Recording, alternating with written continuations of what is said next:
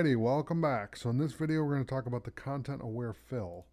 So if I click here, you'll notice if I go up to all these, let's close all the other panels in the group and then just use this one. We can do fill target, you can do alpha expansion, fill method object, lightning correction, range work area. We can generate fill layer, create an image sequence to replace the fill target. Okay, we can do that. And then you can go in here and you can adjust all these different things.